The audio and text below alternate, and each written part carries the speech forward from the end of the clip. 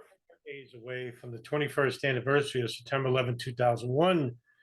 And I would try to um,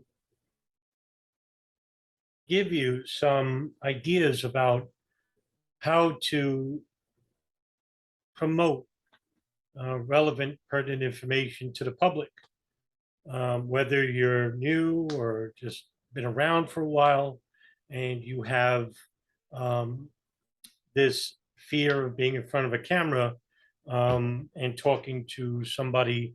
You're afraid of the feedback, or you're just not comfortable speaking to a camera, speaking to an audience. I was just like you about 3 years ago, 4 years ago, when I first started viral media. Um, but the information that you possess is valuable. It's invaluable, actually, in this uh, period of time, because if you even Google 9/11 films or documentaries or just information in general, you're going to be beset with an incomplete narrative performed by the media, and as well as disinformation from certain people in the truth movement.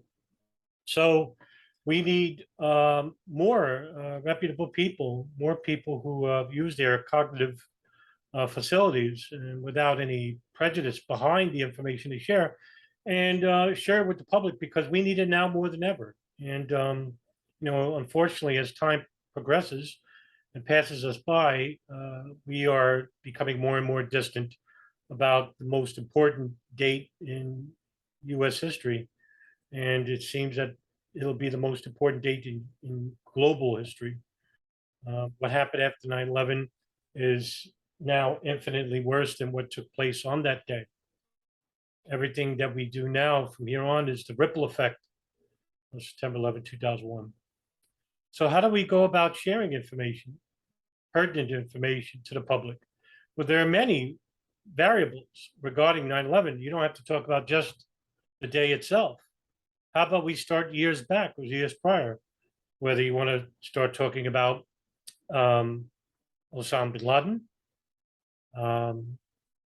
U.S. relationship with Israel, U.S. relationship with Saudi Arabia, the CIA, the NSA, the intelligence apparatus, the foreign policy of the United States, the religious fundamentalism aspect, Wahhabism, what is it? There's so many variables, so many other important parts to 9/11. How about the 1993 World Trade Center bombing, for example? How about Bajinka plot?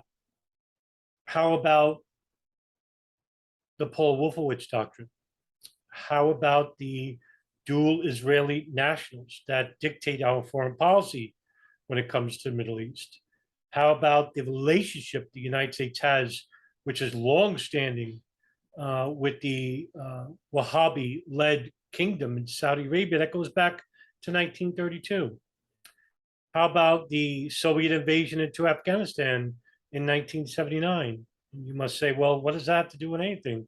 Well, that's when we first were introduced to Osama bin Laden.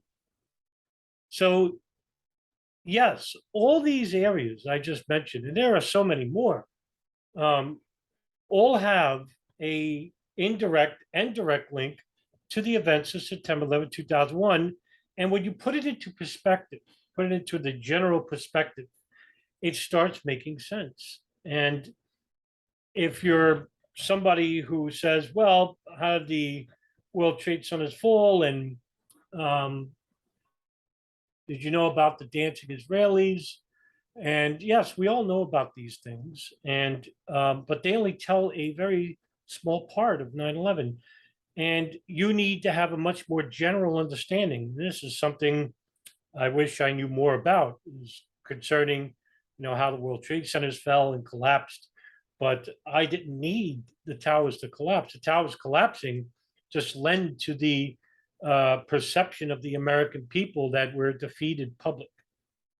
And what the towers represented, and I agree with David Chandler on this, is that the towers needed to collapse, because if they actually stood, it actually symbolically would mean that, hey, we took your best shot, now it's our turn. With the towers collapsing, It shows that we can get to you anywhere and destroy your biggest structures in the world on top of it. The biggest buildings in the United States, the buildings that represent money, big money, power, structure, strength, and confidence. And with the towers collapsing, it showed the horror and the shock of not just New Yorkers, but to the American public and to people around the world. There are many ways to look at 9/11, and there isn't just one aspect of it. There are many. You could go on the streets and bang the drum and share signs to the public and say, hand out pamphlets, say, did you know a third building fell? I'm not against that. But if you reach that one person who says, well, what do you think of the intelligence apparatuses that were monitoring these subjects? And then you get that one person who says, well, we don't believe in hijackers, or we think that hijackers are alive somewhere. What does that look like on you? The information that you possess regarding the collapse of the towers are now irrelevant because the person just basically going to look at you and say, oh, he's a crackpot.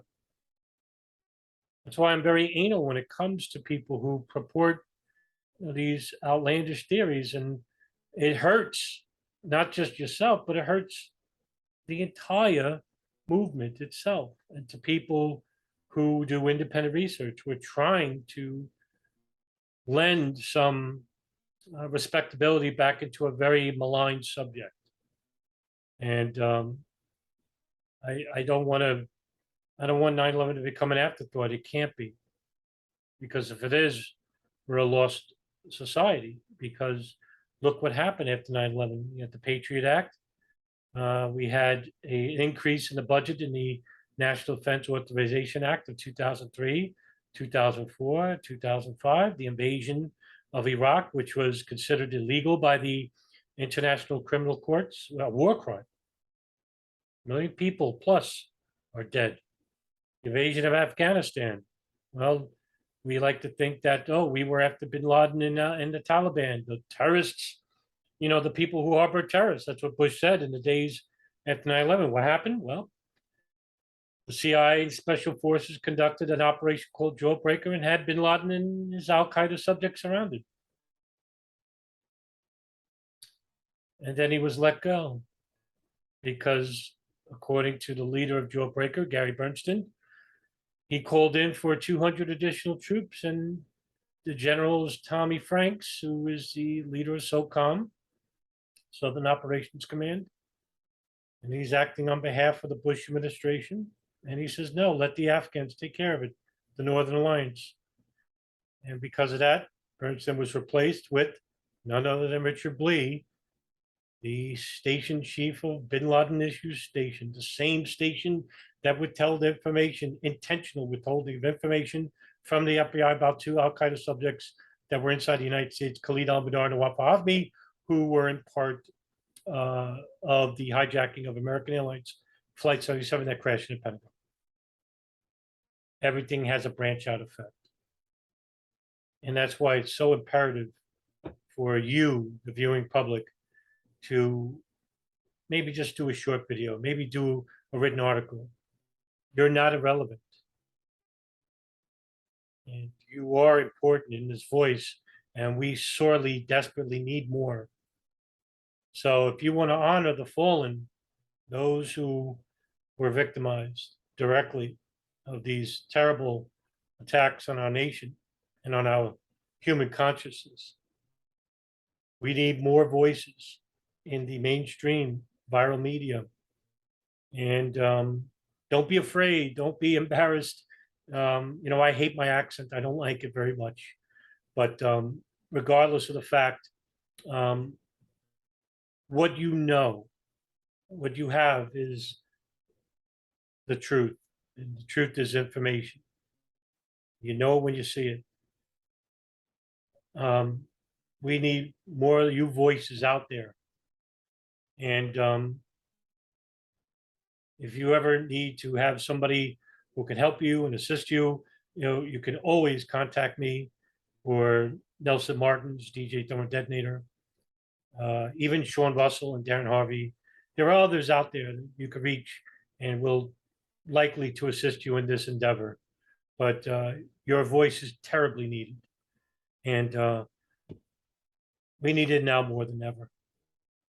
I'll see you later. Have a good day.